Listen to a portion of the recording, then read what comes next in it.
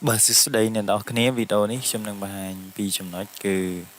trong nói chỉ đó rồi bị chờ cái lá chờ chu đế nên chờ chu chờ rồi nên trong nói chỉ đậm muối rồi bị bên châu cái lá nên bom bay cái lá nhưng tệ tơ nên trong nói chỉ đậm rồi bị chờ cái lá chờ chu đế nên chu chờ chẳng đâm bay chờ cái lá na muối nhưng trời cho từ lừa cái lá nó cứ bài nàyហើយបើសិនបើយើងចង់ជ្រើសរើសកន្លែងច្រើនដែលជាប់គ្នាយើងត្រូវចុចបាទលើកន្លែងដំបូងនឹងមកហើយបន្ទាប់មកយើងចុចម៉ៅស្ដាំមកជាប់ហើយចាប់អុសទៅខាងស្ដាំឬមកខាងឆ្វេងបាទហើយទៅលើឬទៅក្រោមទៅតាមចំនួនក្រឡាដែលយើងចង់បានបន្ទាប់មកយើងប្រឡែងបាទប្រឡែងម៉ៅឆ្វេងយើងវិញយើងនឹងទទួលបានបែបនេះចឹងនៅពេលឃើញបែបនេះមានន័យថាកលាទាំងអស់នេះគឺយើងបានជ្រើសរើសហើយការជ្រើសរើសកលាទាំងអស់នេះយើងអាចធ្វើការដាក់ពុម្ពអក្សរអីឲ្យដូចគ្នាបាទបញ្ចូលនៅទំហំតួអក្សរហើយយើងអាចកែច្នៃផ្សេងដាក់ឲ្យវាដិតឬក៏ត្រេតឬក៏មានបន្ទាត់គូសពីក្រោមឬក៏ដាក់ពណ៌បា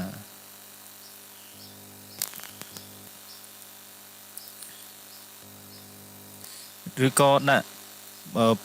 ពណ៌នៃពុម្ពអក្សរក៏បានដែរឬយើងអាចធ្វើការផ្សេងជាច្រើនទៀតហើយប្រសិនបើយើងចង់ជ្រើសរើសកលាដែល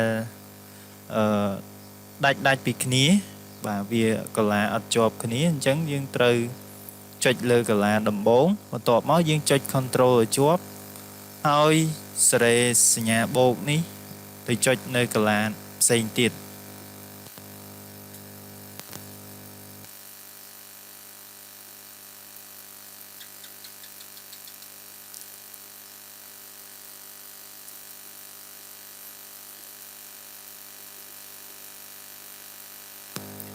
បន្ទាប់មកយើងប្រឡែង Control វិញគឺយើងនឹងទទួលបានបែបនេះអញ្ចឹងនេះគឺជារបៀបនៃការជ្រើសកលាឆ្លាស់គ្នាហើយយើងអាចដាក់ style ផ្សេងទៅឲ្យកលាដែលយើងបានជ្រើសរើសហ្នឹងបន្ទាប់មកតើតើនឹងការជ្រើសរើសជួរដេកនិងការជ្រើសជួរឈើអញ្ចឹងដើម្បីជ្រើសជួរដេកគឺយើងត្រូវសេរីសញ្ញាបូកយើងហ្នឹងឲ្យចំក្បាលនៃជួរដេកណាមួយបាទរួចយើងចុចលើវាទៅបាទនោះនឹងយើងនឹងជ្រើសបានមកជួរដេកហ្នឹងហើយណាហើយមកជួរដេកហ្នឹងគឺមានកលាជាច្រើនណាហើយបើសិនបើយើងចង់ជ្រើសជួរដេកដែលជាប់គ្នាយើងត្រូវបាទសេរីសញ្ញាបូកយើងឲ្យចំលើក្បាលជួរដេកណាមួយរួចចុចទៅលើវាបន្ទាប់មកយើងចុចម៉ៅឆ្វេងយើងឲ្យជាប់ហើយចាប់អុសមកខាងលើឬមកខាងក្រោមទៅតាមចំនួនជួរដេកដែលយើងត្រូវការជ្រើសរើសហើយយើងអាចធ្វើការសេរីកម្ពស់បាទនៃជួរដេកហ្នឹងឬយើងធ្វើការ design ផ្សេងជាច្រើនទៀតណាប្រសិនបើយើងចង់ជ្រើសរើសជួរដេកដែលឆ្លាស់គ្នាយើងត្រូវចុចទៅលើជួរដេកដំបូងបន្ទាប់មកយើងចុច Control ឲ្យជាប់ចុចទៅលើជួរដេកផ្សេងទៀតដែលយើងត្រូវការ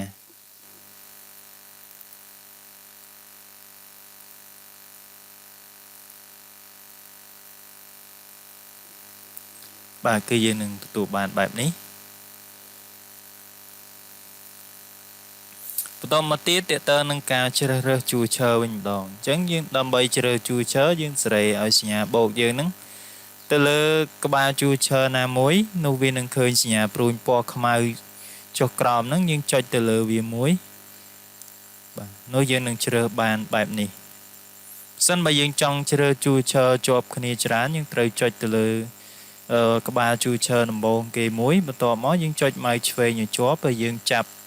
អុសវាទៅឆ្វេងឬទៅស្ដាំតាមចំនួនជួរឈើដែលយើងចង់បាន រួចយើងធ្វើការបលែងម៉ៅឆ្វេងយើងវិញនោះយើងនឹងទទួលបានបែបនេះហើយជួរឈើដែលយើងបានជ្រើសរើសហ្នឹងយើងអាចធ្វើការបង្រីកបង្រួមប្រវែងរបស់វាបានហើយយើងអាចធ្វើការកំណត់នៅទិសដៅរបស់អក្សរនៅក្នុងជួរឈើទាំងអស់ហ្នឹងឬក៏ធ្វើការកែច្នៃផ្សេងហើយដើម្បីជ្រើសរើសជួរឈើដែលឆ្លាស់គ្នាដំបូងយើងត្រូវចុចទៅលើក្បាលជួរឈើដំបូងសិនបន្ទាប់មកគឺយើងចុច Control ឲ្យជាប់ចុចទៅលើក្បាលជួរឈើផ្សេងទៀតដែលយើងចង់ជ្រើសរើស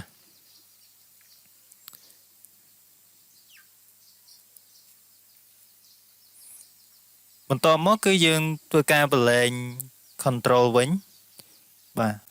យើងនឹងទទួលបានបែបនេះអញ្ចឹងជួរឈើដែលយើងបានជ្រើសរើសហ្នឹងគឺយើងអាចបង្រីកបង្រួមប្រវែងវាបានដូចនេះបាទបន្តមកទៀតតើតើនឹងចំណុចទី11របៀបបញ្ចូលកលានិងបំបែកក្រឡាដើម្បីបញ្ចូលកលាយើងត្រូវចុចជ្រើសរើសកលា2ឬច្រើនដែលយើងចង់បញ្ចូល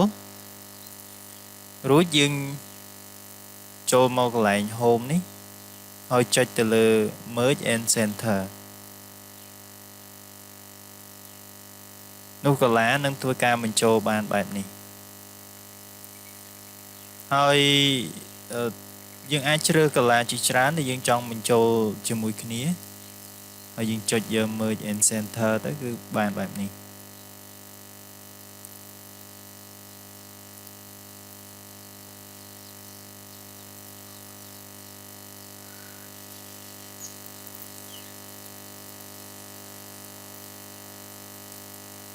តើតើនឹងការបញ្ចូលកលានេះគឺមានច្រើនជម្រើសណាដែលយើងចុចនៅលើក្បាលព្រួញចុះក្រោមនេះ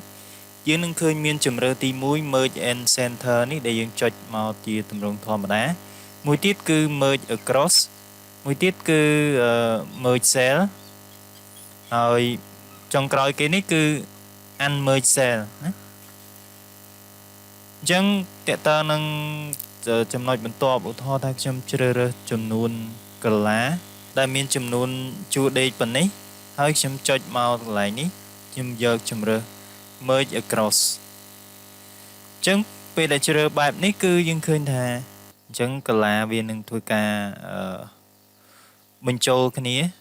តែនៅលើជួរដេកចំណែកឯជួរឈើគឺមិនត្រូវបានបញ្ចូលគ្នាទេ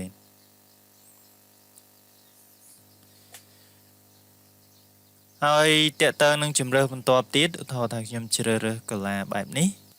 ខ្ញុំចុចយកនេះហើយខ្ញុំចុចយក Merge Cell បាទអានេះវាស្មើទៅនឹងការបញ្ចូលកលាធម្មតាប៉ុន្តែការបញ្ចូលកលានេះគឺវាមិនធ្វើឲ្យអក្សរយើងនៅកណ្ដាលទេណាឧទាហរណ៍ឥឡូវខ្ញុំបញ្ចូលអក្សរសិនឧទាហរណ៍ថាបែបនេះចុះខ្ញុំធ្វើការបញ្ចូលកលាប៉ុណ្ណឹងចូលគ្នាខ្ញុំចុចយកកន្លែងនេះចុចយក Merge Cell អញ្ចឹងឃើញថាអក្សរយើងដែលនៅក្នុងកលាហ្នឹងនៅពេលដែលបញ្ចូលកលាជាមួយគ្នាគឺអក្សរយើងស្ថិតនៅទីតាំងដើមដដែលប៉ុន្តែបើសិនបើខ្ញុំធ្វើការបញ្ចូលកលាដោយចុចទៅលើ Merge and Center អញ្ចឹងកលានឹងបញ្ចូលដូចគ្នាប៉ុន្តែអក្សរគឺស្ថិតនៅកណ្ដាលណាមួយទៀតតើតើនឹងរបៀបបំបែកកលាវិញម្ដងបើសិនបើយើងចង់បំបែកកលាដែលយើងបានបញ្ចូលរួចហើយហ្នឹងយើងត្រូវចុចទៅលើកលានោះហើយយើងចុចកន្លែង Merge and Center នឹងវិញមកឬក៏ចុចនៅទីនេះចុចយក Unmerge Cell បាទឬក៏ចុចទៅលើនេះ Merge and Center វិញមកវានឹងកលាទាំងអស់វានឹងដូចដើមវិញ